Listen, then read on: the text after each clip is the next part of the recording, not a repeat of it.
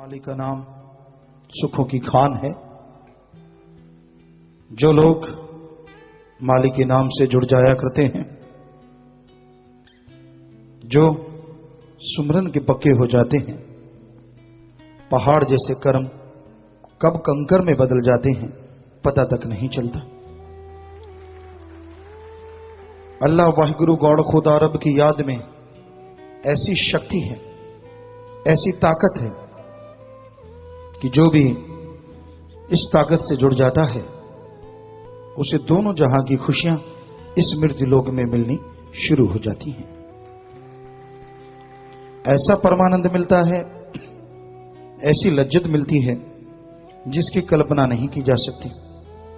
तो इसलिए अगर आप परमानंद चाहते हैं, मालिक की कृपा दृष्टि के काबिल बनना चाहते हैं, तो मालिक के नाम का सुमरन किया करें। सुमरन में अनोखी शक्ति है। सुमरन इंसान के अंदर की मैल साफ कर देता है। सुमरन इंसान को आत्मबल बख्शता है। सुमरन करने से इंसान अंदर बाहर से शक्तिशाली होता चला जाता है।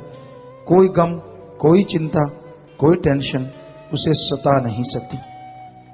इसलिए सुमरन के पक्के बनो।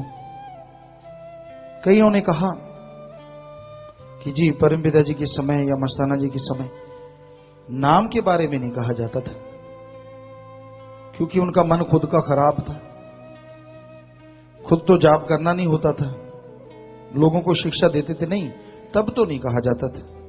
एक एक शब्द उठा के देखो उसमें लिखा क्या है।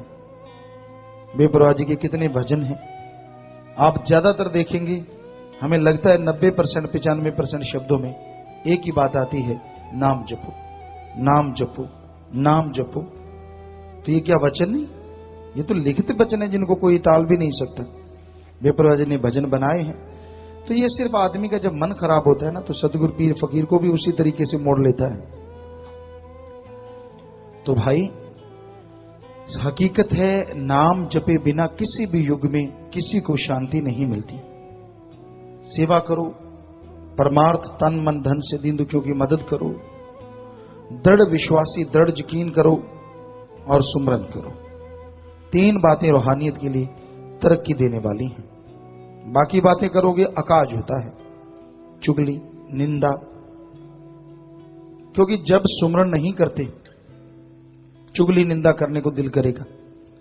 आपके पास से कोई उठ के गया, सामने से गुजर गया, उसकी निंदा शुरू कर दोगे।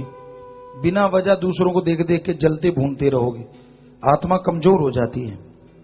सुमरन से ही आत्मबल आता है, सुमरन से ही आत्मिक शक्ति आती है। इसलिए सुमरन जरूरी है। सुमरन किया करो, भक्ति किया करो, तो आत्मविश्वास आएगा, सहने की शक्ति आएगी और उसके द्वारा ही आप मालिक की कृपा पात्र बन पाएंगे। इसलिए ये बहुत जरूरी है कि आप सुमरन नियमानुसार जरूर किया करें। सुमरन के बिना बात नहीं बनती। चाहे घंटा सुबह शाम या आधा घंटा सुबह आधा घंटा शाम, सुमरन भक्ति में ही शक्ति है। और फकीरों के पास कोई जादू टोना या राख की चुटकी नहीं होती जो सिर में डाल दी जाए, वो तो पाखंड है। सुमरन ही एक तरीका है जो आपके विचारों को बदल डालेगा। सुमरन ही एक रास्ता है जो आपको गम, दुख, दर्द, परेशानियों से आजाद करके बेगमपुर का बादशाह बना देगा। इसलिए सुमरन पे ध्यान एकाग्र करो। सुमरन करना ही करना है। कितना भी काम धंधा है, कितना भी आप बिजी हैं, सुमरन करो। मन जालिम तो ऐसा है, चाहे आप फ्री हो तो नहीं सुमरन करने देता। गप मार लिए, इधर उधर की बातें कर ली, ये क्या है, वो क्या है, फलां क्या है, बिना वजह दीवारों को तस्वीरें बनाता रहता है, पेंटिंग करता रहता है। सुमरन के टाइम देखो, खुली आंखें करके जाप करके देखो, आपके सामने अलमारी है तो अलमारी की गाथा शुरू हो जाएगी। ये थोड़ी टेढ़ी है, मेरे वाली गलत है, उसकी वाली सही है, इसमें कपड़े ज्यादा है, उसमें लटक रहे हैं, इसमें नहीं है, मेरी सफाई बढ़िया, उसकी नहीं, फलां फलां। कोई बात नहीं, कोई मतलब नहीं। लेकिन मन जालिम है ही ऐसा। सुमन नहीं करने देता। इसलिए कहा जाता है बंद आंखें करके आप सुमन करें, ताकि कम से कम इन चीजों में ध्यान ना अटके। बंद आंखें कर ली तो फिर अंदर से शुरू हो जाता है। मन कौन सा कम जालिम है, ऐसे ऐसे विचार जो पहले कभी आए ही नहीं होते वो शुरू हो जाते हैं। ये करने वाला था, उसको पैसे देने थे, उससे लेने थे, बिजनेस ऐसे नहीं चल रहा, ऐसे चलेगा, फिर आप ऐसे करेंगे, फिर तू वैसे करना। क्यों? उसी टाइम ज्यादा याद आती है, आगे पीछे नहीं। आगे पीछे कोई मतलब नहीं। उस टाइम सारे रिश्ते नाते याद आने शुरू हो जाते हैं, सारे काम धंधे शुरू हो जाते हैं। जिससे लड़ा है उसको गालियां देना शुरू कर देता है, या उसकी टांग खिंचाई शुरू, हाँ ऐसे करेंगे फिर साले को पता चलेगा, इत्यादि इत्यादि।